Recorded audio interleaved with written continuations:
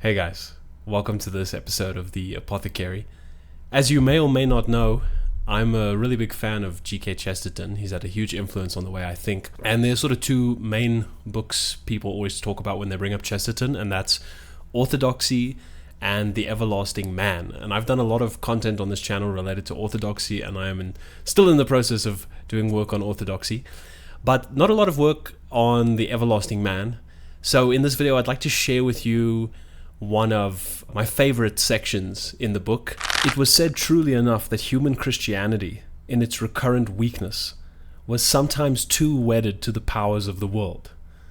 But if it was wedded, it has very often been widowed.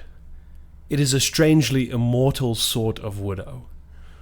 Okay, great. So right off the bat, we are introduced to this idea, which is said sometimes fair criticism, that human Christianity, or Christianity as it's lived out by sinners, has oftentimes throughout history been way too attached or way too close to the powers of the world.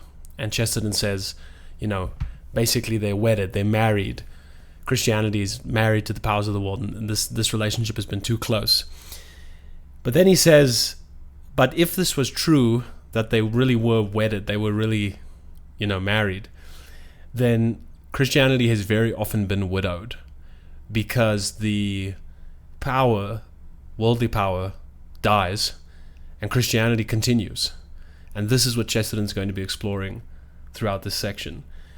That actually the way Christianity goes from Antiquity through the Middle Ages, up to the Renaissance, up to the Age of Reason, it's wedded to many things, but it's this weirdly immortal widow that doesn't die, even as the world around it does.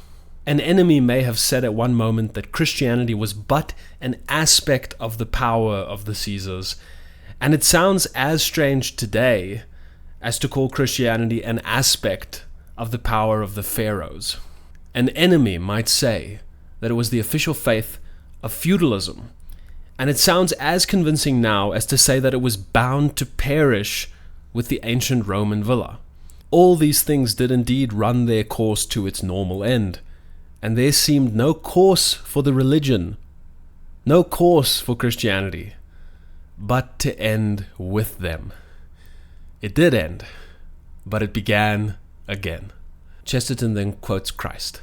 "Heaven and earth shall pass away, but my words shall not pass away." Matthew chapter 24 verse 35. Chesterton then shifts briefly into Antiquity. The civilization of Antiquity was the whole world, and men no more dreamed of its ending than of the ending of daylight. They could not imagine another order unless it were in another world. But that seemingly unending civilization of the world has passed away. But those words have not passed away. Chesterton then moves into the Dark Ages. In the long night of the Dark Ages, feudalism was so familiar a thing that no man could imagine himself without a lord, and religion was so woven into that network that no man would have believed they could be torn asunder. But eventually trade grew, towns emerged, and centralized monarchy strengthened, reducing the need for localized lord-vassal relationships. I'm paraphrasing Chesterton a bit there just to add some clarity to this sentence. The Black Death and peasant revolts further weakened the structures, and feudalism itself was torn to rags and rotted away in the popular life of the true Middle Ages. And wouldn't you believe it, the first and freshest power in that new freedom was the old religion. Feudalism had passed away, and the words did not pass away. Chesterton then enters the Renaissance. He writes, "The whole medieval order, in many ways so complete and almost cosmic a home for man, wore out gradually in its turn, and here at least it was thought that the words would die. But they did. They went forth across the Renaissance, and in 50 years were using all its light and learning for new religious foundations, new apologetics, new saints. Christianity was supposed to have finally withered up in the dry light of the Age of Reason. It was supposed to have disappeared ultimately in the earthquake of the age of the Revolution. Science explained it away, and it was still there, always in the past, and now appearing again suddenly in the future. He then moves into the contemporary world. He says, and today Christ is still in our path. And even as we watch it, it continues to grow, to survive. If men really learn to apply reason to the accumulating facts of such an overwhelmingly unending story, such an overwhelming set of events, it seems that sooner or later even Christianity's enemies will learn not to look for or expect anything so simple as the death of Christianity. The religion somehow always finds a way out of the grave. The enemies may continue to war with it, but it will be like warring with nature, warring with the landscape, as if warring with the skies.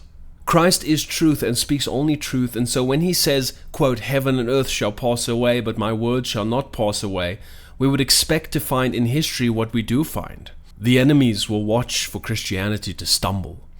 They will watch for it to err, but they will no longer watch for it to end. And sensibly, even unconsciously, with their own silent anticipation, they also fulfill the relative terms of Christ's astounding prophecy. They will forget to watch for the mere extinction of what has so often been vainly extinguished, and will learn instinctively to look first for the coming of the comet or the freezing of the star.